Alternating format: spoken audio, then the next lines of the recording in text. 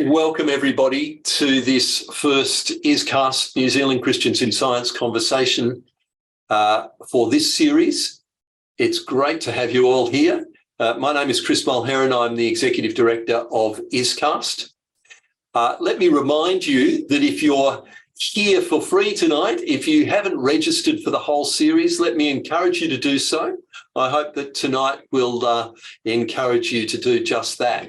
As we gather tonight, it's appropriate to acknowledge the injustices, past and present, suffered by Indigenous peoples, and especially at this time as conversations become heated around the proposed Indigenous voice to the Australian Parliament, let's continue to pray for healing and for justice. And finally, before I hand over to Sarah Wilson, the ISCAST coordinator of the conversations, let me remind us all that while ISCAST and New Zealand Christians in Science are committed to both orthodox Christian faith and mainstream science, the conversation speakers and participants may come from a range of positions. We genuinely want to encourage vigorous conversation and truth-seeking, but speakers don't represent either ISCAST or New Zealand Christians in Science. They represent their own views. So without further ado, let me hand over to Sarah to take us from here. Thanks, Sarah. Oh, thanks, Chris. And like Chris, I'd also like to welcome you to the new conversation series, Hardwired. And thank you for supporting both ISCAST and New Zealand Christians in Science. Most of you would know already that my name is Sarah. I'm the Program Director for ISCAST, and one of my jobs is to help coordinate the speaker program with Nicola Hoggard-Cregan, who is the co-director of New Zealand Christians in Science. I'd also like to give a big shout out and acknowledge that our advertising and website would be very dull without Jackie Leo, who is ISCAST's very talented designer and visual communications expert. And I'd also like to thank Grace Cox, who assists Nicola with the website and helps put together the program of New Zealand speakers. Now, before I hand over to Nicola to introduce our speaker, I invite you to pray with me. Heavenly Father, creator of all things, seen and unseen, understood and beyond our understanding, we thank you for bringing each one of us here tonight to learn about the mystery of consciousness, the phenomenon of knowing beyond knowledge. Help us to grow, broaden our understanding, and have respectful conversations with those who have views that differ from our own. We thank you for Joanna, our speaker tonight, for her expertise and her willingness to share it from so far away. And may her words deepen our understanding of what consciousness is, and may that growth in knowledge positively affect our relationships with others and with you, who created this mysterious gift. We pray all these things in Jesus' name. Amen. So I'll hand over to you now, Nicola. Thank you. Thank you, Sarah. Yes, so a very big welcome also from New Zealand Christians in Science. We're really happy to see you here tonight, so many of you. And I can see that there are people from New Zealand and Australia, so that's really good. I'm just going to introduce Joanna now, and we're very lucky in New Zealand to have had Joanna visit us twice in the last 6 months. So we're almost going to own her soon. So Dr. Joanna Leidenhag is a lecturer in Theology and Liberal Arts at the University of Leeds, teaching broadly in the sphere of Christian theology, philosophy of religion, and intellectual history. She has qualifications in Systematic Theology, Theological Studies, and Modern History and Theology. She's passionate about how philosophical concepts, scientific revolution, and Christian theology are woven together to inform society and personal beliefs. Her PhD became the book Minding Creation, Theological Panpsychism and the Doctrine of Creation, which I would highly recommend. She has also got a book, Creation and Ecology. And as I said, I put in the link to her latest e-book, which is Science Engaged Theology, which is an introduction to that. Dr. Leidenhag explored the concept of panpsychism and its relationship to Christian orthodoxy, arguing that it is a benefit to the doctrine of creation. Joanna is currently undergoing research exploring what people with neurodiversity, especially autism, can teach the church about what it is to be human, a child of God, and members of the body of Christ. So thank you very much, Joanna. We look forward to your presentation. Thank you for that kind introduction, Nicola, and thank you all for having me and coming to listen. It's an honor to be kicking off this series. It looks like, looking ahead at the subsequent weeks on your website, like it's going to be really fascinating in a diverse range of topics, all to do with consciousness and Christian beliefs. And I'm really looking forward to the Q&A and having more of a two-way conversation.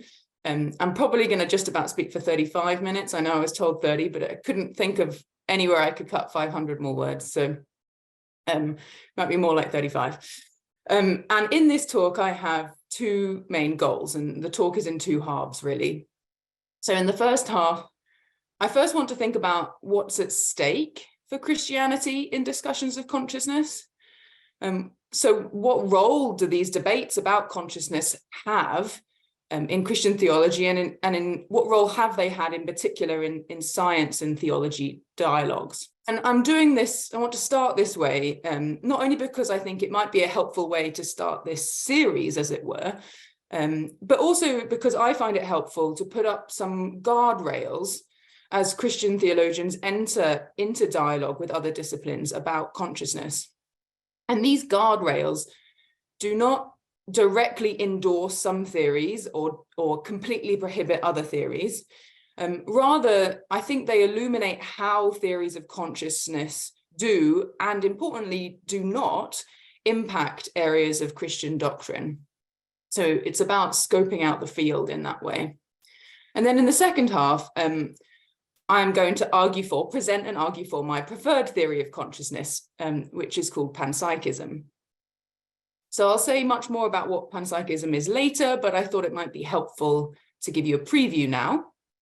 So if we break up this rather cumbersome word, panpsychism, into its two parts, we get pan, the Greek for everything or all, and psyche, translated as consciousness or mind.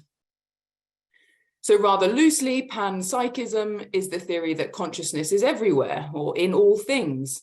Everything contains consciousness in some minimal sense. If you want the formal and precise definition, then panpsychism is the view that consciousness is a fundamental and ubiquitous feature of the universe.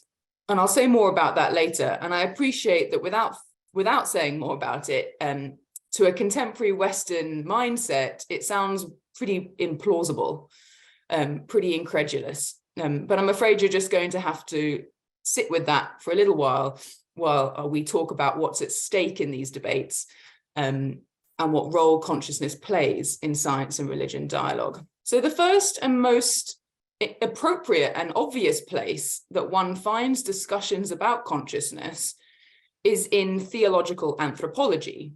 That is, debates about what it means to be human, the doctrine of humanity. Often, debates about human consciousness, however, then also bleed over into debates not just about what it means to be human, but what it means to be uniquely human.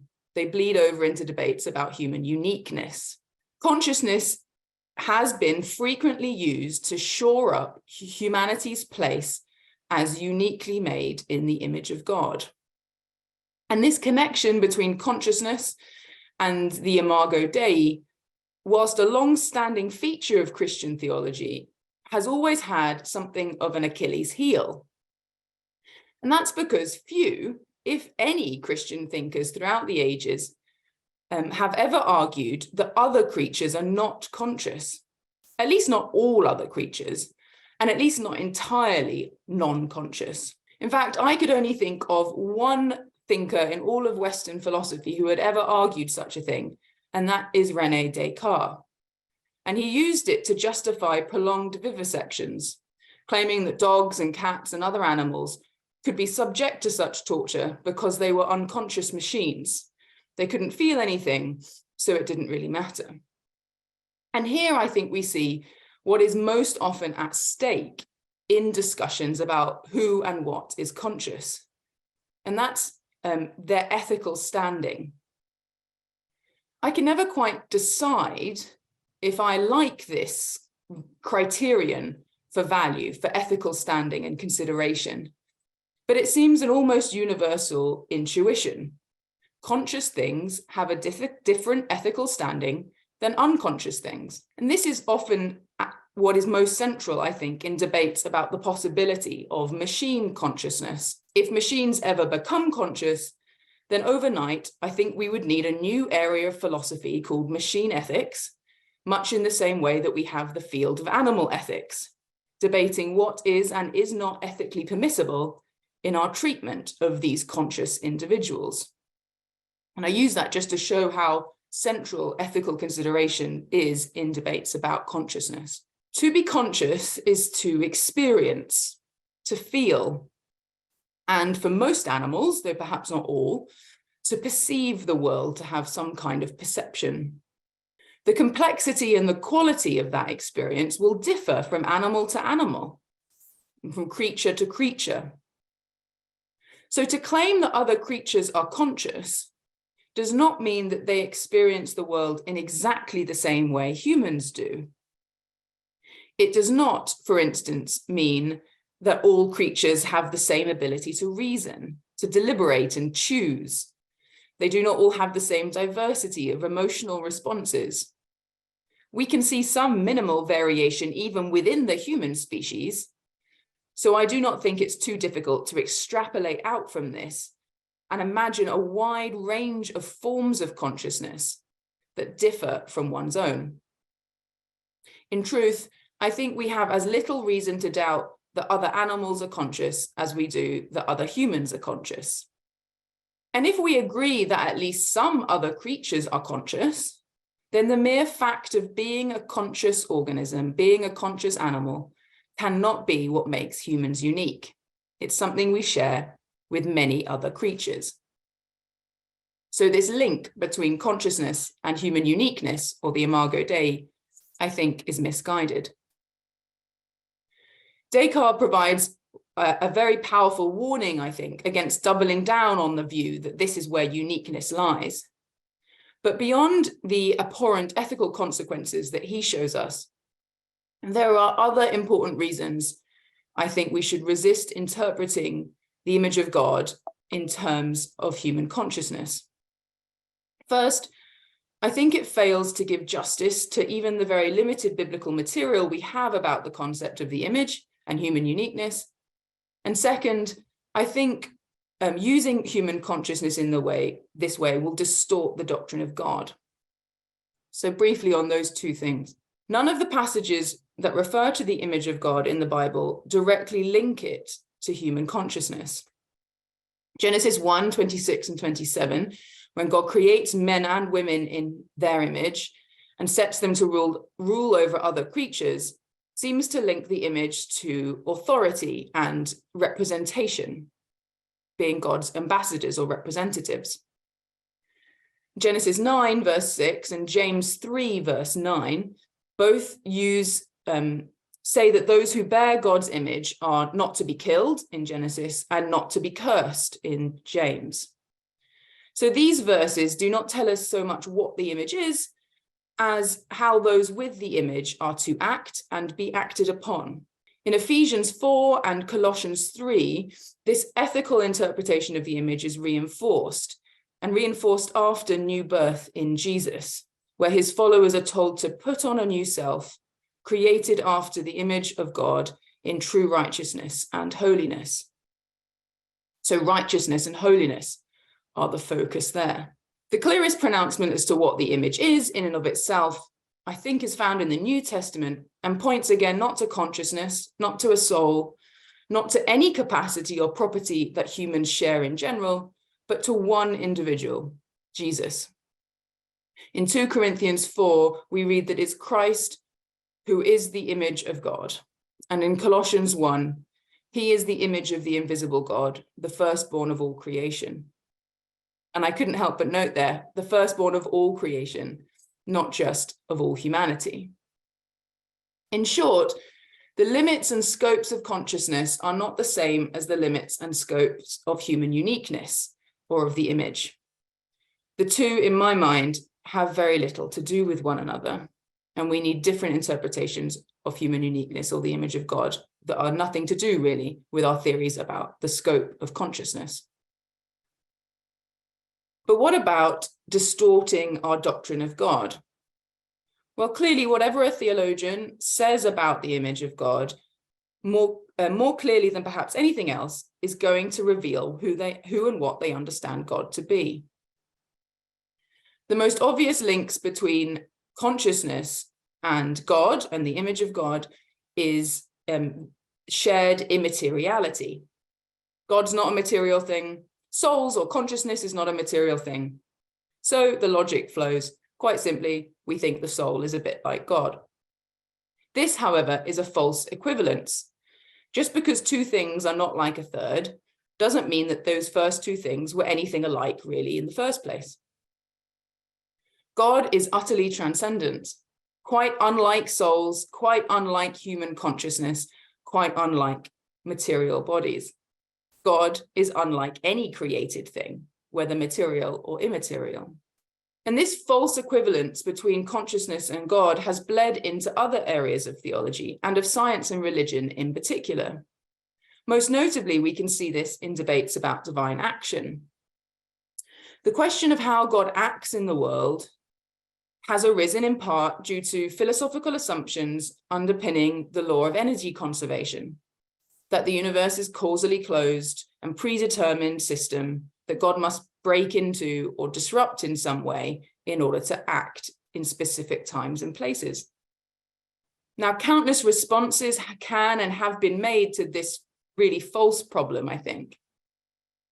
But the reason divine action enters into this talk is because of a parallel that is frequently drawn between issues of free human action and mental causation and free divine action and divine causation.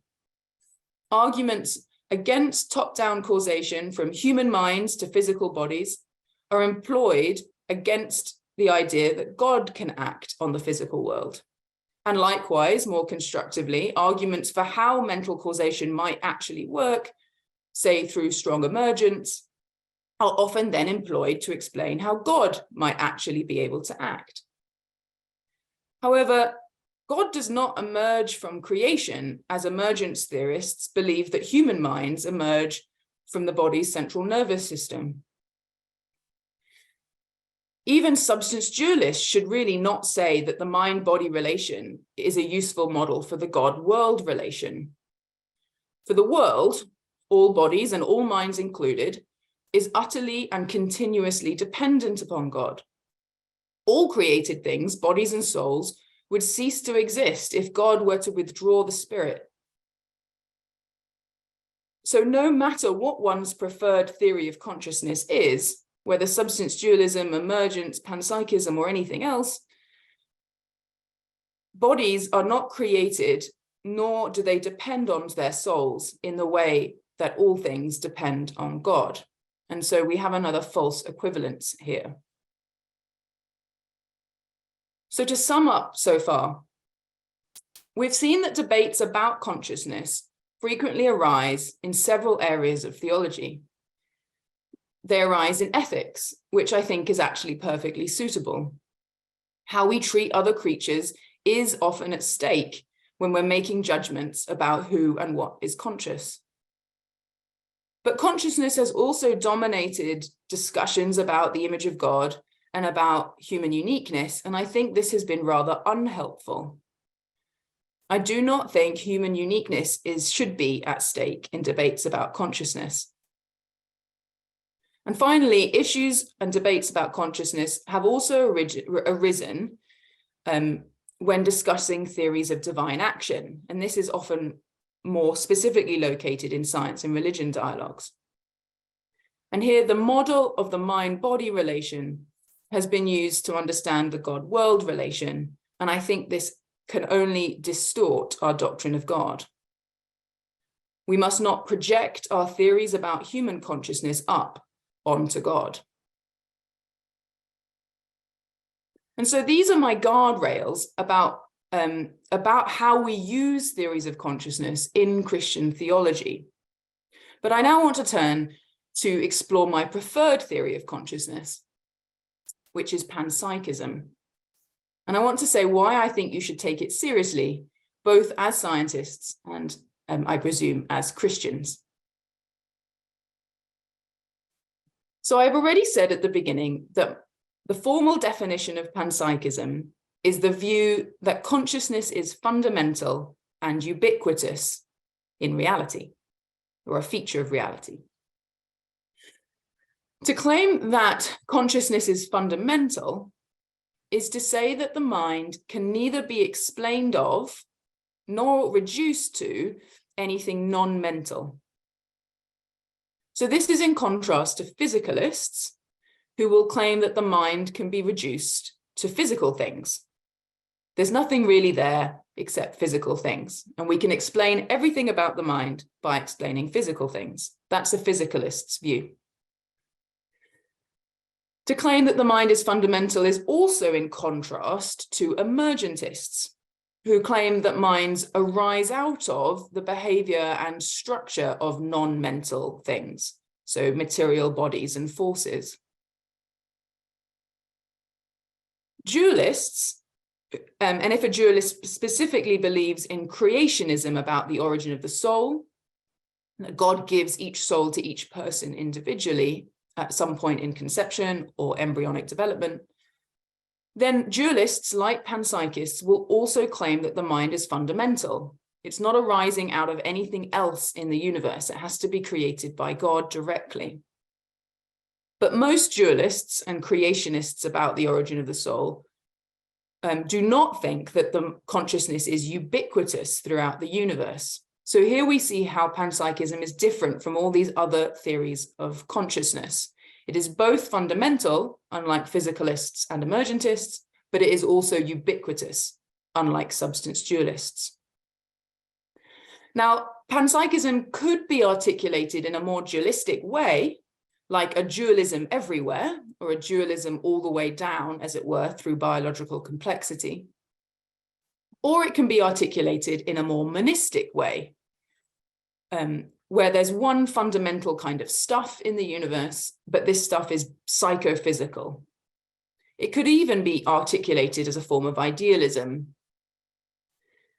And panpsychists differ on this matter. There are more dualistic panpsychists, more monistic panpsychists, and there are idealistic panpsychists. You can combine these positions. I prefer the more monistic one, which is often called Russellian panpsychism, where the universe is made of one kind of psychophysical stuff, and mind is in all matter. As a Christian, I like to express panpsychism like this. In the beginning, when God created everything from nothing, God created everything in one instant by creating all the fundamental ingredients necessary for the complexity and evolution and expansion of the universe. He created all the grounds and all the ingredients for conscious organisms to slowly evolve, exist, live, and flourish. And this means that the universe was never at any point just dead chunks of matter, but it was always psychophysical, containing experience and some very minimal form of consciousness, even in its most basic and early stages.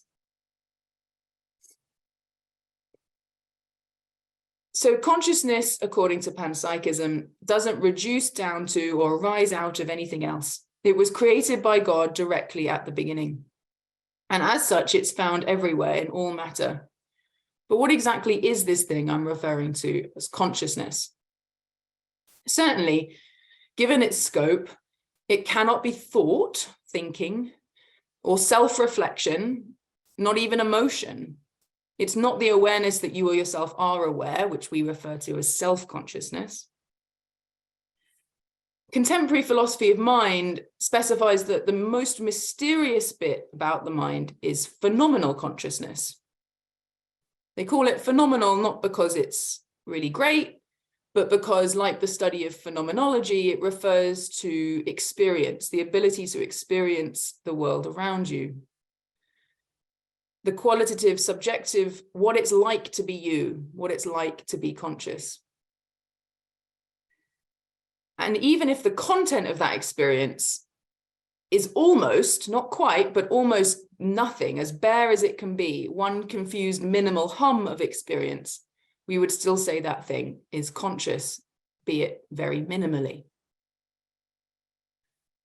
So if we were to interpret Jesus's statement in Luke 19, that if these people were silent, the stones would cry out, with a panpsychist metaphysic, then this would not mean that the rocks were deliberating in their own minds whether or not to cry out and then decided to do so because the people would be silent. That's not how it would be interpreted on a panpsychist metaphysic. This anthropomorphic language of crying out would still have to be translated into something more basic, something we barely have words for.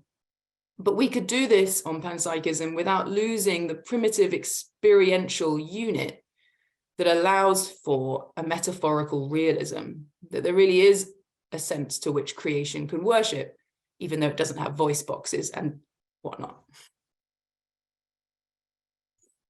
So why think panpsychism as a theory about consciousness is the right one? And I want to answer this question by using an argument from the philosopher Thomas Nagel.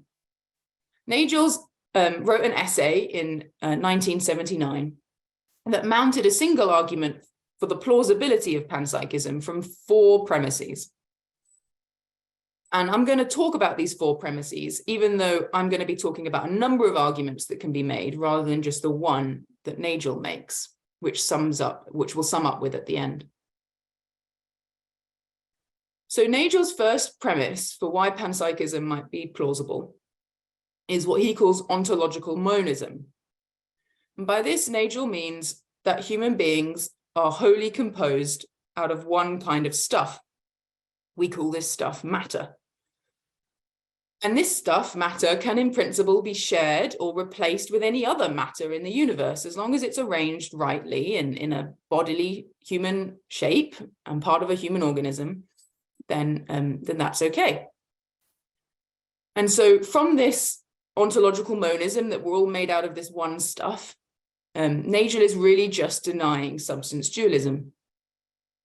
And I actually think this is the least thoroughly defended premise in Nagel's argument, but I don't think that's a problem for panpsychism. As I've already said, I think panpsychism could be compatible with some versions of dualism. But what I think panpsychists should be committed to is a weaker claim than ontological monism, and that's something more like explanatory monism. The claim that however we explain consciousness, it has to be congruent with our explanations of physical evolution of organisms and bodies. So even if we choose to retain distinct categories of mind and matter, our explanation for why humans are conscious as biological organisms has to be unified. We have to be able to weave our understandings of mind and matter very closely together. And this point about explanatory unity between philosophy of mind and evolutionary biology is actually the focus of Thomas Nagel's 2012 book, Mind and Cosmos, with the provocative subtitle, Why the Materialist Neo-Darwinian Conception of Nature is Almost Certainly False. Here, Nagel is drawing on panpsychist intuitions of many early evolutionary biologists, people like Ernst Haeckel and William Clifford and Pierre Teilhard de Chardin, and even contemporary figures like Simon Conway Morris. The most famous argument for panpsychism from evolutionary continuity, however, was penned by the philosopher William James, and I'm going to read a quote from James here. If evolution is to work smoothly, consciousness in some shape must have been present at the very origin of things. Accordingly, we find the most clear-sighted evolutionary philosophers are beginning to posit it here. Each atom of the nebula, they supposed, must have had an aboriginal atom of consciousness linked with it. And just as the material atoms have formed bodies and brains by massing themselves together, so mental atoms, by analogous processes of aggregation, have fused to form larger consciousnesses, which we know in ourselves and supposed to exist in our fellow animals. Such a doctrine is an indispensable part of a thoroughgoing philosophy of evolution. So that was all a quote from James. And one of the most attractive insights for panpsychism when I was learning about it was this idea that if we're to make progress on the mind-body problem in humanity, we have to stop treating it as if it only pertains to us. As Nagel writes, if we take evolution seriously, then we have to confront the idea that the mind-body problem is, and I quote him, not just a local problem, but it invades our understanding of the entire cosmos and its history. End quote from Nagel. So one of the chief theological benefits I think panpsychism offers Christianity is a robust sense of kinship, of family, between humanity and other species in the natural world. We are not, on panpsychism, the only creatures to have souls or be consciousness. We are not the only creatures that God loves or values or has come to save. And we are not needed as connectors between creation and God.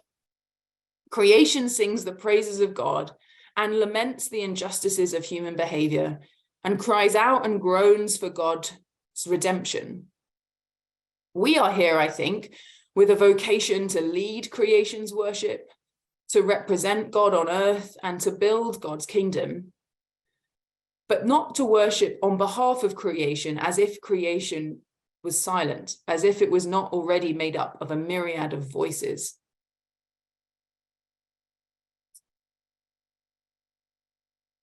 So I'm going to go back to Nagel's 4-point argument first. We got a bit sidetracked off the first one, which was ontological monism.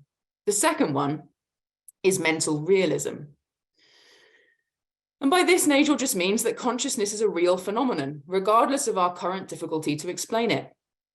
Moreover, consciousness is a property of humans, human organisms, and hence it's a property that material beings can have.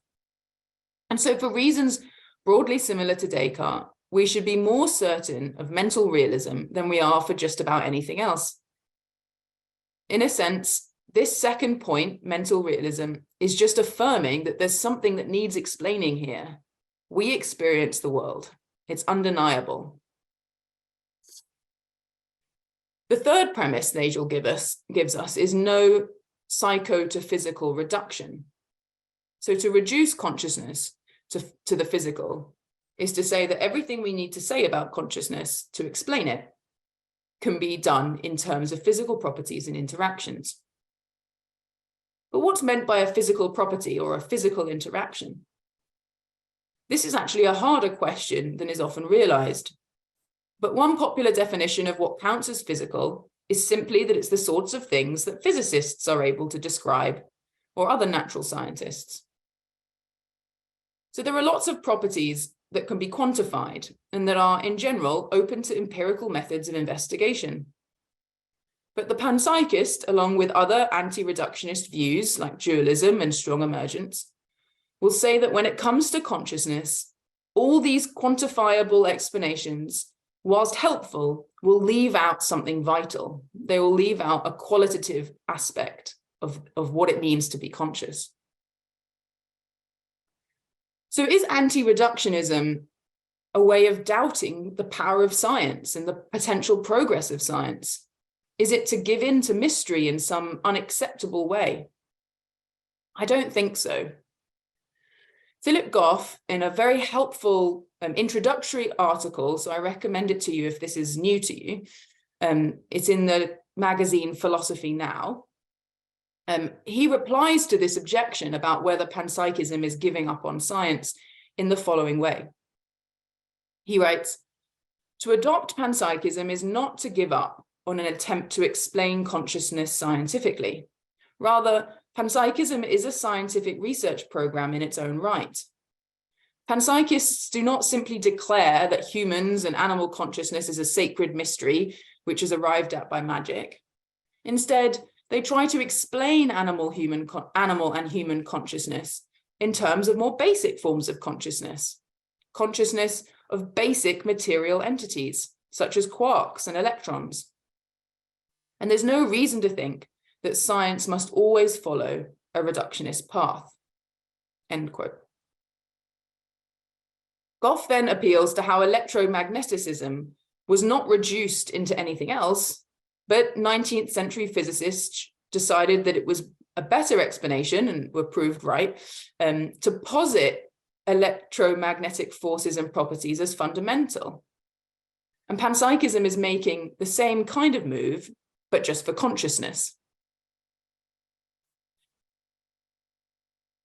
Nagel's fourth and final premise is non-emergence. And now we have to be a bit careful here. There's nothing wrong, I think, with weak, or I prefer to call it smooth, forms of emergence. The emergence of physical properties from physical complexity, or the emergence, say, in a form of emergent panpsychism, of more complex minds from the combination of less complex minds, seems fine. But what appears impossible to me is the emergence of consciousness from completely non-conscious empty matter. This would be the creation of something entirely new. It would be a miracle every time it happened. And Nagel adds up these four premises: ontological monism, which I said should probably be an explanatory monism, mental realism, no reductionism, and no emergentism, in the following way. He says that if consciousness is a real feature of material bodies, and it can't be reduced down and it can't emerge up from organizational complexity, then the only remaining option is to say that the properties, the mental properties, were already there. They were a fundamental part of the physical world. To put it another way, if you can't seem to find a way to fit consciousness into a purely physical universe, then perhaps it's time to question why we ever thought the universe was purely physical in the first place. What evidence do we have for the assumption that it's only humans or other very complex animals that are conscious? I quite like how the philosopher Galen Strawson puts it, when he agrees with physicalists that, in a sense, consciousness is really just neurons firing, but he adds the important qualifier that there's a lot more to neurons than physicists or neurophysiologists can tell us. By way of conclusion, I want to show how the two halves of this paper fit together. So in the first half, I examined what role debates about consciousness should and shouldn't have in Christian theology. I suggested that consciousness is a feature of understanding what it means to be human, but not what it means to be uniquely human, at least not with some additional qualifiers put in place. We might be the only creatures with particular cognitive capacities like rationality or self-consciousness, although discoveries on human cognition abound every week, it feels like. But we're certainly not the only creatures to experience the world. And consciousness does give some modicum of ethical standing. And this is why ecological ethics has been a place where panpsychism has thrived, even when it's been unpopular in other areas of philosophy. And I see this as deeply congruent with the value that God seems to place on all of creation, and our role as humans in stewarding and leading other creatures in their praise of the Creator. I also argued in the first half of this paper that theories about consciousness shouldn't be projected up onto God. And I think this is particularly important for panpsychism to remember. Otherwise, panpsychism would seem to lead to a kind of pantheism, where because everything is conscious, then there's a sense to which everything is divine. No, I affirm the doctrine of creation out of nothing and the radical transcendence and holiness of God. God cannot be compared to any created thing, not even to souls. It's not panpsychism that would distort our doctrine of God. It's any theory of consciousness, were it to become a model for our doctrine of God. And once we've applied the doctrine of creation ex nihilo to consciousness, then I see no theological reason not to embrace panpsychism. And in fact, I think there can be biblical support for panpsychism in the depiction of the praises and laments of non-human creatures. And once we've seen that phenomenal consciousness cannot be by definition explained in purely physicalist terms, then I see no reason that science cannot embrace panpsychism as well. And indeed, I see scientific support for it in the smoothness of evolution and the endless recycling of our physical bodies. Thank you for listening, and I look forward to your questions. Thank you so much, Joanna. Great stuff. And there are already lots of questions. I think Doro has disappeared, but he wants you to answer his question. So maybe I'll read it out. Joanna, thank you for this insightful talk. I must apologize for having to disappear towards the end. My point, would you consider useful the Septuagint reading of Genesis 1:26, made in accordance with or after the image of God? Certain early theologians like Athanasius take it as made in the image of the Son Christ, who is God's image. This reading does not allow for the interpretation of the image as human uniqueness, intelligence, and all that, instead pointing to our potential Christomorphism. Could this reading help your work in some way? Yes, I thank you. I do favor a Christological understanding of the image. Yeah, I don't think we can find it as clearly in that Genesis text, but it's helpful to know that Athanasius did. Yeah, but to be made in the image of God is a foreshadowing of Christ, who is the one true image of God, and we become more like Christ. Yeah, I think that's great. William, are you there? Do you want to unmute? Is there any false parallels between God and consciousness? Oh, any true parallels, as it were, so not false parallels. Yes. I can't think of any. So I do think it's true that God is not a material thing and consciousness isn't a material thing, but I don't think that really tells us as much as we often think it does, right?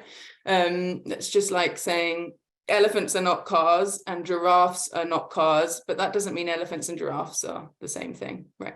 It's not a very helpful example because at least elephants and giraffes are both animals. I do think that, you can say things like that, but I think God is as different from consciousness and souls as God is from matter. And I think I just want to stress that holiness of God. Otherwise we end up creating idols and distorting our vision of God. So I can't think of any non-false equivalents, as you were, but excellent question. I'll have to think about that more if I can think of any, but none are coming to mind. A few comments and questions, I suppose, that came to mind. First, someone like Aristotle held that all living things had souls, but he didn't hold that all souls were immaterial. He held that rational souls were immaterial. So it's possible to hold a notion of souls that are not material, that are not immaterial. So Aristotle certainly held that. So the equivalence of souls with immateriality need not follow. Another point is, while we are conscious, we're not always conscious. We can be unconscious. We can be in a deep coma. We can be in a dreamless sleep. We can be anaesthetized. We don't feel anything. We don't experience anything. So if non-living things have some sense of being conscious, can they also be unconscious? And how would we tell the difference? Because we tell a clear difference with living things between being conscious and unconscious. So when I'm unconscious, I don't move. When I'm conscious, I do, and I can respond. And so, and the third one is, certainly we would hold that God knows and loves us. We'd be loath to say God doesn't know and love us. And certainly in us, knowing and loving our conscious activities, that is, we don't do them when we're unconscious. So certainly isn't there some sense in we can say that at least analogically, God is conscious, that God knows and loves. Thank you. So yes, Aristotle is an interesting one. So I didn't mention his hylomorphism in this talk, and that's because I think it's much close. It can be interpreted in two ways, basically, and this is standard to understandings of Aristotle and the tradition that followed him, including Thomas Aquinas. Aristotle can be interpreted basically in a more panpsychist way. Everything has a soul. And he certainly seemed to think that there's more than just humans who have this, do you call it, immaterial soul? So he kind of talks about stars in this more fully, as it were, ensouled way, not just in terms of a form. At what point something stops having what he called a form and starts having a soul is tricky. So you can have a gradient. If he's understood, it's a more minimal interpretation because there's fewer texts to support it. But if it's understood as a gradient where forms and souls exist on a continuum, then that starts to look very much like panpsychism. if it instead is kind of two theories, one for everything other than humans and stars, and one for humans and stars, then he's basically got two theories for different spheres of the natural world. And I think that's the majority interpretation of what he's doing. Yeah, I just find that unsatisfactory to separate off humanity. We'll just leave the stars out of it for now. Well, it's not just humanity. He says plants have souls and animals have souls. Yeah, exactly. And stars and in that sense, everything, because everything has a form. So, and for Aristotle, a soul is, is anima, it's to be alive. Yeah. So all living things are a different category again. Yeah. So he's separating living things from non-living things. He's not separating intelligent things from or even conscious things from unconscious things, because I don't think he would have held that plants were conscious. Yeah. So, I mean, how we define these terms really matters. Absolutely. I do. And he's talking more about life than he is about, as you say, consciousness or minds. I move on to the sleeping question, as it were. So I might have slipped up, but I tried to talk about non-conscious versus conscious, rather than introducing, as you say, this other category of unconsciousness that we all experience when we're asleep or under anesthesia. And that's because I don't think being unconscious, like being asleep, is the same thing as being non-conscious. So we think of something, there's a difference between being asleep and being dead. And I actually think when you're asleep, you are conscious. You're not self-conscious. You might have next to no volitional capacity. It's interesting you said you don't move when you're asleep. Wow. My husband reports I move quite a lot when I'm asleep. Steal the duvet, kick him, things like that. We are still conscious, I think. We're just not aware of our consciousness, and our consciousness is vastly reduced. And actually, Leibniz used this as a way to he was a panpsychist philosopher, and he used this to try and articulate what it might mean for basic monads in his system. And we might think of electrons or atoms as consciousness, which is almost it is pretty unimaginable for us. And he referred to like a sleepless stupor, where it's something, if you think about in what sense you're conscious when you're asleep, it's very, very minimal. Imagine even a dream. He called it a dreamless, I think, as well. But he still, there is actually some consciousness there. So that's different from the kind of completely non-conscious, dead material world that other philosophies are trying to depict. And lastly, on the God knows us and loves us. So I think it's helpful for us to think about God in those ways. But as long as we know it's an analogy, right? Analogies are pointing, or even I think better would be a metaphor rather than analogy. So because what metaphors do is take two things that we know are very different and put them together to try and so one can shed light on the other. Analogies also, a key component is that they're a mixture of similarity within greater dissimilarity. So as long as we remember that, I think that's fine. I think it's helpful for us. And I think God gives us anthropomorphic pictures of God's self, and indeed became a human being in Jesus Christ. So I agree, and I don't think there's any way around it. I just don't think we should rely too heavily on models of mental-mind interaction in order to understand God-world interaction. I think that's a different sort of move. That's a different issue. Yeah, different, exactly, yeah. Okay, well, thank you so much. Neil Dodgson. Well, thank you, Joanna. The question I've got here is panpsychism requires that consciousness resides in embryo in all matter. So even the little electron is in some sense conscious. And so could you not instead say that there needs to be some minimum level of complexity, like a certain number of neurons to engender consciousness? And you can compare that to life, to living organisms. A minimal living organism, say a bacterium, is an enormously complex chemical mass of things, whereas a rock is inert. Though we can't quite work out exactly where life starts, we know a rock's dead.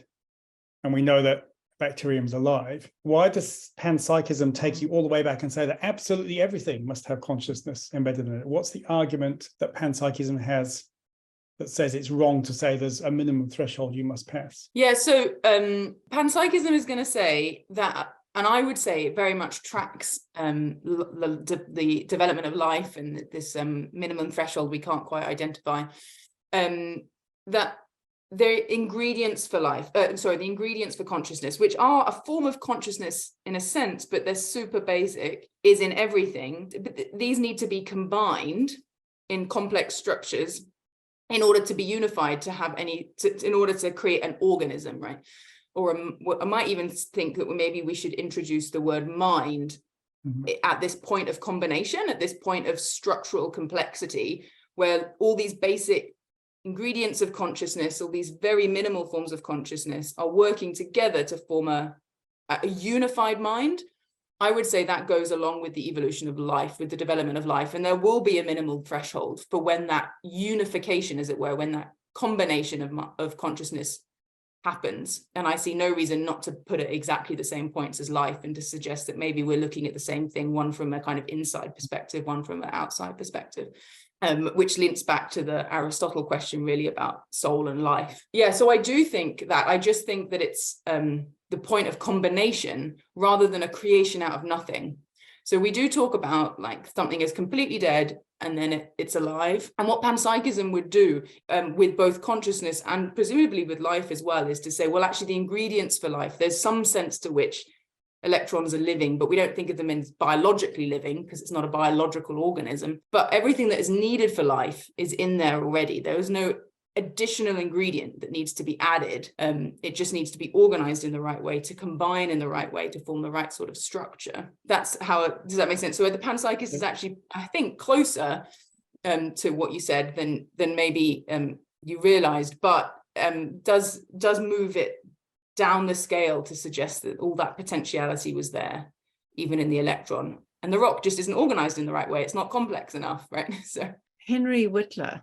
Try to be brief. I was wondering, I work as a bioinformatician, and I see there's a lot of unidirectional information and a lot of structure, like we're basically robots, molecular robots with like almost like books. So we are like written books, I would say, as humans. And when I look at created objects, we always see in this universe that things decay, things have entropy. I think it's always evolving, like a painting is always, it's not going to get, newer. So I regard life the same way, like with Adam and Eve, that possibly when death entered the world, possibly the world started decaying, like rusting or losing information. There's a term called genetic entropy that's actually observed that we lose information and such. So I am actually wondering like how this may relate to like as a proof that God is conscious, because we as human we create information that's very complex. Like libraries is immensely complex, but the information in ourselves is infinitely complex. So it's like so there's an analogy there. So I think there's how do one connect that to that God is conscious, that we do find like DNA, for example, it has information in a very structured, ordered ways. Yes. Yeah, if I've understood you right, it's I think panpsychism would say that complexity of information. So a lot of panpsychists, when they look to neuroscience to try and understand how their panpsychism might dovetail with contemporary neuroscience, are drawn to Christoph Koch's Tuluni's integrated information theory, that the integration of information is essential for exactly what I was saying before, this kind of point at which very basic forms of consciousness can be unified together in a brain structure to form a very complex, integrated, unified conscious organism, such as in a human brain, human nervous system and body. And so this integration of information it can be fitted into the panpsychist story. That's the way I put it. And certainly I think panpsychism is Christian panpsychism is front-loading creation. So everything that is needed for the evolution of every creature is given at the beginning. So all that information, as it were, input at the beginning And so it could fit very nicely with the way that you've put it about entropy and decay, and fitting into the Christian narrative of the fall and the consequences of sin as well. So it all can fit into that nicely enough, yeah, if you chose to do it that way. Absolutely. Indeed, yeah, it's a new subject, but it's interesting to this talk. So thank you. Thank you, Henry. I said I would stay, but now we've got a quantum mechanics question, so I'm immediately regretting. Does Jonathan want to ask his question if he's still here? Are you still there? Yeah, I will. I'll ask it. I might not ask it in exactly the same way. Okay. Certainly, David Chalmers' property dualism almost sounds a little bit like what you started to say at the end, because panpsychism usually suggests that, or as I've heard it expressed elsewhere, is that all matter has a level of consciousness in it. So what Chalmers did, and Chalmers is the guy who invented the phrase "the hard problem of consciousness," so he's a fairly well-known person in the field. He actually produced a whole lot of maths about, if property dualism were true, here's how it would interact with resisting quantum superposition. Now, you probably can't comment on that unless you've read the paper, and I kind of half read it and couldn't understand it. So well, I'm just wondering, has there been attempts, like Dennett, for instance, attempts a link in his theory of consciousness being an illusion? What hard science do you think, what attempts have been made to link panpsychism to hard science? Yeah, no, that's an excellent question.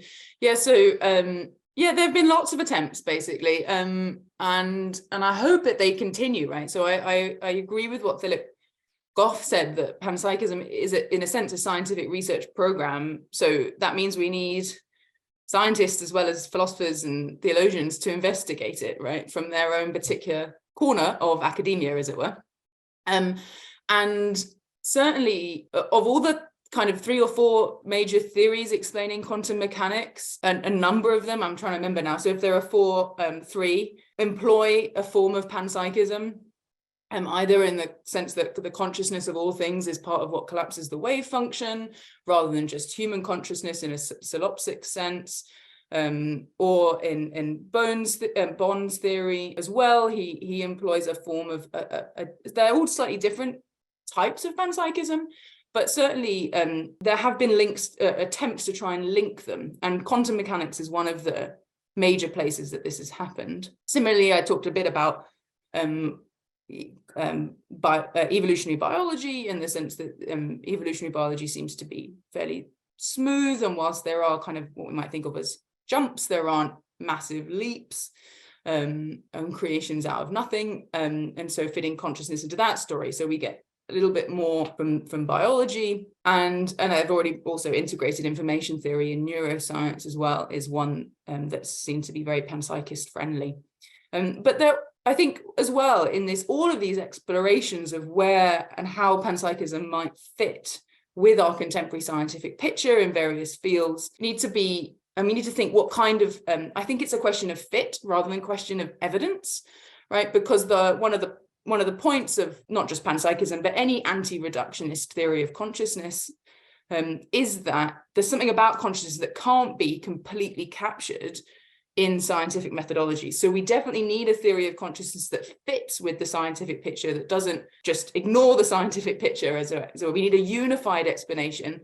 But that doesn't mean that we should expect, and I think we actually should not expect, science to prove everything there is to say, be able to say everything there is to say about consciousness, that it should fit neatly as a unified form of explanation, but not reduce it, right? So interesting. I don't think anyone who's sure of their opinions on this topic, I think, is not walking in real certainty. Graham, do you want to ask your question? Thank you, Nicola, and thank you, Dr. Leidenhag, for a wonderful talk. You've done something remarkable, which is make me far more inclined to take panpsychism seriously than I would ever have been thus far. So that's a very considerable achievement, a wonderful talk, thank you. But my question is the obvious, simple question, asking you to bite the bullet. And so a rock is conscious. You're really happy to accept that implication and perhaps defend it a little by making some of the distinctions you've already been making. I've Yeah, got the more to distinct- ask if there's time, but that's the obvious simple question. Yeah, absolutely. Yeah, so the distinctions are key. So I don't think we can point to a rock, like the whole thing. I wish I had one with me here, and say this rock is conscious. I don't think that's true. I think that the rock contains consciousness. We might say contains elements of consciousness in its fundamental particles. But the rock doesn't have the sufficiently complex, unified structure like a brain has to say that the whole rock is a conscious thing, right? So we might say the brain or the body, even though it's made up of this, you could, as long as you do it slowly and in extremely small quantities, swap bits of the rock with bits of my body. We know that kind of recycling of our body's physical parts is happening all the time. But my brain is organized in certain ways such that all those little bits of consciousness form together to form a single conscious experience, an organism in a mind, me, what it's like to be me. That's not happening with the rock, right? Because the rock isn't integrated. It doesn't exchange information or in the way that neurons do. So I actually would say a rock, put it that way, is not conscious, but it does contain elements of consciousness, just like everything else. So Well, that's how that's very helpful, and that sounds like a very sensible programmatic way to go. But when you admitted at the end that you wouldn't say that the rock as such is conscious, that does raise, I mean, it may be a merely definitional question, but the question of whether you really are committed to panpsychism, strictly so interpreted. That might be just a question of definition, but I throw it in there. Yeah, I mean, it's what all refers to. Yeah, that's right. I think I'm still maintaining that consciousness is everywhere. And I don't know what else other than pan, you would put there. I just wanted to say more generally, your arguments, very thoughtful, are very programmatic in the direction of panpsychism. And you're saying that yourself. It's a question of fit rather than decisive evidence. But to invite you to play your own devil's advocate for a minute or two, typically Orthodox Christian worldview, at least in modern times, we've not been sympathetic to panpsychism. And I'm going to ask you to worry away at what modes of resistance, what reasons for resistance there are there. I mean, you've mentioned the Cartesian picture, this very strict dichotomy between the animate and the mechanical. That's surely much too simplistic and crude, not a paradigm we should be locked into. But is that the only reason that Christians have tended to accept that paradigm in the modern era? Is that the only reason why theologically we've been suspicious of panpsychism? You've mentioned the worry about pantheism. Are there other things in a Christian worldview, a biblical worldview, which tend to raise proper concerns about embracing panpsychism? I invite you to just say a bit more about that. Yeah, I love that question. Thank you very much, Graham. I think that's important. I think it's important just to get all the concerns on the table. And that I did do, as you know, try and do some of that work and alleviate those worries at the same time. So yes, you did. Often seen as a big cost is the human uniqueness question. So that's why I spent quite a bit of time dealing with that and the pantheism and polytheism threat. And I think what's going on there is actually important to note for its kind of historical contingency, right? So I think historically, a very understandable reason that quite a lot of Christian theologians have been worried about panpsychism is that until very recently, and I think really until that essay I was leaning on from Thomas Nagel, so that's 1979, then panpsychism was pretty much always found wrapped up in other philosophies. So it was sometimes found in Christianity, but more obviously found wrapped up in absolute idealism, in Spinoza's pantheism, in process metaphysics, which, some theologians have combined with Christianity, but some others haven't. And with various forms of polytheism.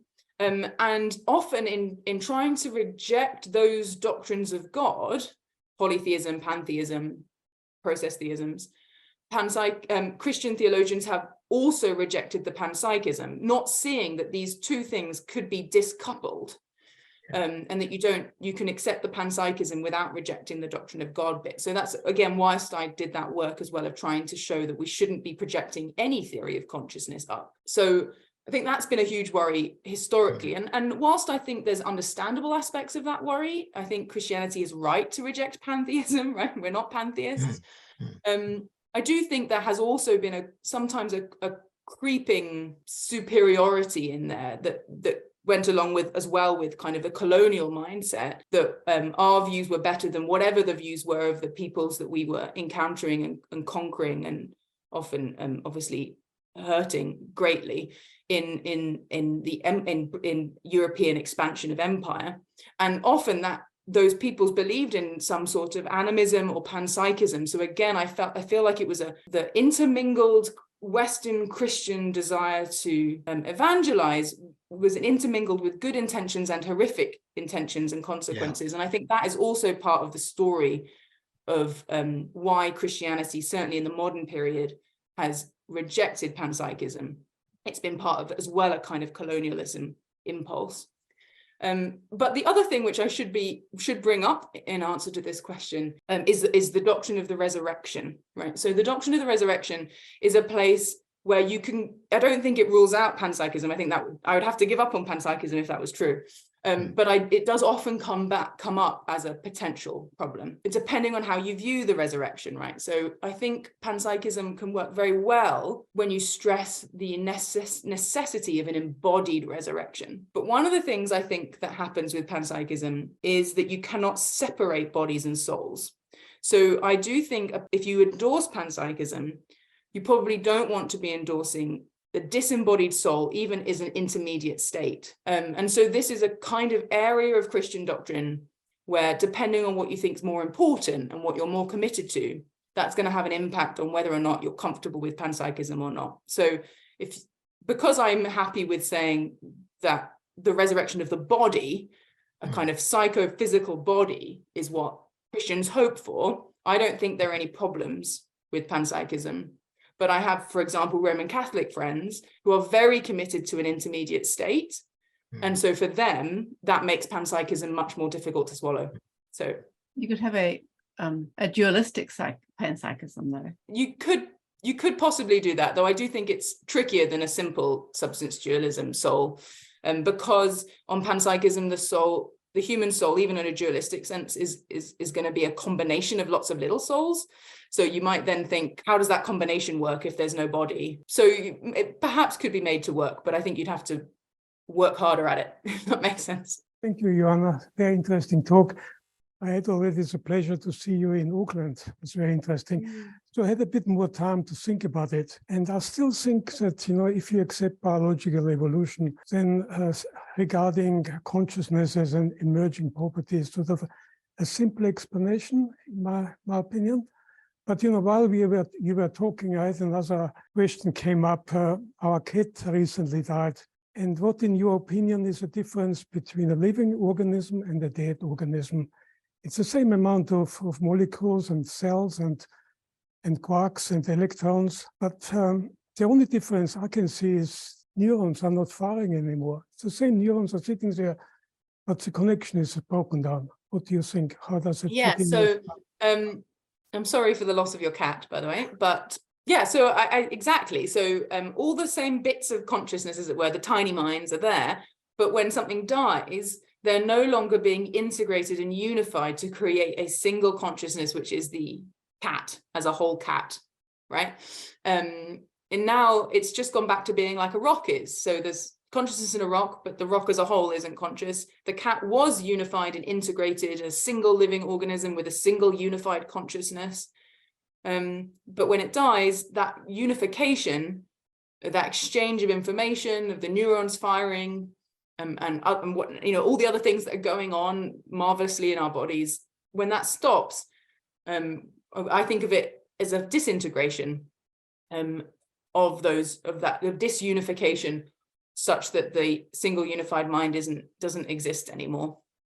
And hence the resurrection. The only way, on my view of panpsychism, to bring your cat back is for a reunification of its body, and then the mind also, and body and minds, as it were. So we need the matter back with the psychophysical parts to reunify in the hope of resurrection, and they disunify at death. We always see electrons as sort of particles, but they're not actually particles. They are just fluctuations in the quantum field, you know. So I have problems associating consciousness to a quantum field. I mean, a philosopher can handle it, but as a physicist, you know, I find it very difficult. Yeah, I think that's a good, a fair point. I talk about it as bits because that's just easiest for me to imagine, but I am aware that right down there at the basic level of reality, it's not really bits. We might then say that the quantum waves are conscious. It just becomes, as you say, like even more difficult to imagine. I don't think that makes it impossible. It just makes it more difficult. So thank you. William. You mentioned them using consciousness for the setting aside humans as the image of God. It technically says in Genesis that we were made in the image of God, not as the image of God. So I'm wondering if that could mean that creation is the image of God, not just humans. Oh, I see, because we're made in creation. Yeah, I would prefer to suggest that it's in Christ. You know, we talk about being in Christ. It doesn't mean that we're swimming inside his blood vessels in this kind of spatial sense, but because this word in, right, we use it in all sorts of ways in the English language and in other languages as well. So I just think the New Testament is much clearer that Jesus Christ is the image of God, perfect and complete. And so when we are in Christ and we are remade in Christ, then we are remade according to his image. But I mean, I like the way you're thinking. I like this idea that we might treat creation differently and integrate it more fully into the Christian narrative. I just think when it comes to this specific piece of Christianity on the image of God, we need to make sure that we stay focused on Jesus. Matt, do you have a question? Yeah, hi Joanna. I have a two-part question, and I'll have to preface this by saying I'm not a panpsychist. I'm very much a classical hylomorphist in the Aristotelian and the Thomistic tradition. And why I think hylomorphism is a better answer is because it makes sense of consciousness and mind being continuous with life, that the soul is a principle of life and mind. And I actually think science isn't going in a panpsychistic direction. I think it's going in more of a hylomorphic direction, but it's modernized with the sciences of complexity theory and organization, systems dynamics, and et cetera, et cetera. I think these are rediscoveries of formal causation. So I think that's actually a better theory, because it gives us a better idea of why consciousness emerges, how it's causally effective, and the rationale for its existence, which I think is continuous with biological phenomena. So this leads to my philosophical criticism of panpsychism, in that if everything's conscious, even like a rock or a mote of dust or a galaxy, then what causal explanation does it bring to the table, which would give us an advance over our old ideas of inanimate dead rocks and dead motes of dust and galaxies, etc. I think the hylomorphic and the emergentist perspective is better there, because it just seems to give much more of a scientifically respectable explanation of why it exists. And my theological criticism is that panpsychism might do some damage to the notion of human uniqueness, which I think is so pivotal to Christian theology. And again, why I invoke the hylomorphic view is because they have like this rich idea of the soul, or the intellectual soul is sort of built upon the sensate and the vegetative soul. And the intellectual soul gives humans the capacity for abstract thought, which is how we're able to receive the gift of salvation uniquely. So my theological criticism of panpsychism is if there's this idea of universal ensoulment, even rocks and little motes of dust have souls, what would prevent the fairly absurd entailment, I believe, that everything could possibly have the gift of salvation, that rocks and dust and leaves and galaxies could go to heaven as well. Could you address that, please? I'd really appreciate an answer. Yeah, of course, Matt. Thank you for it. So I'm much more sympathetic to hylomorphism than perhaps you might imagine. Yeah, because I think it's the closest view to panpsychism, and I think you can easily combine them. I don't think they're that different. What panpsychism is adding to the picture to a hylomorphism, so I think, and as well with emergence, if it's as long as it's a smooth emergence, which I think often a hylomorphic and an emergent picture is trying to be, then I think you're actually already entailing something like panpsychism, right? You're just saying, so all panpsychism is doing is, in a sense, adding to the material cause, but you can also have the formal cause of hylomorphism and emergence part of that picture. And as I've said, track consciousness with life as well, just in the way that you said you find so attractive about hylomorphism. So what panpsychism is doing is just emphasizing, in a sense, that all the ingredients necessary in the material cause are already there. And saying that those ingredients need to be there if the formal cause is to do its work, right? Because the formal cause can't add in anything new. And I do think the way that Aristotle makes mind or soul or forms, a gradient between intellectual, he calls them three separate things. Insofar as they're meant to build on one another, they're not distinct things. They're clearly related in a kind of gradient, from humans to animals to plants. And although then he says there is a kind of threshold between the animate and the inanimate, I do think we can still say that threshold matters, because some things are living and some things are not, and that is an important distinction in the natural world. We still have a gradient that goes down lower, such that living things are made out of all of those non-living bits, as it were, organized and informed in a structure in a certain way. And so what a panpsychism is doing is just emphasizing that you need all those ingredients to go all the way down. And that's really the only key difference. Otherwise, you can still maintain roughly the same picture as the one you've depicted for us. On the theological objection about human uniqueness, as I answered to Graham, this does come up, and it is seen as a cost. But I first of all, there are many ways to pass out uniqueness. I think we have a unique vocation. I think we are unique in our capacity for high-level abstract thought, as far as I know, though, as I say, we have to be very careful with what exactly we pinpoint that to, because there were some fascinating discoveries with crows just last week, all sorts of things. So animals it's clear that we're different in the world. No other animal has built cities and cars and shot itself into space. But that difference seems to be one of a gradient rather than a sharp cutoff. And I was surprised you thought that salvation for the whole cosmos was absurd. I just think it's part of the Christian vision that we're longing for a new creation, that all creation is groaning for redemption. I just think that's part of the Christian promise, far from being absurd. I think all Christians are committed to that, to a new creation, and that Christ is king of the cosmos, not just of humans.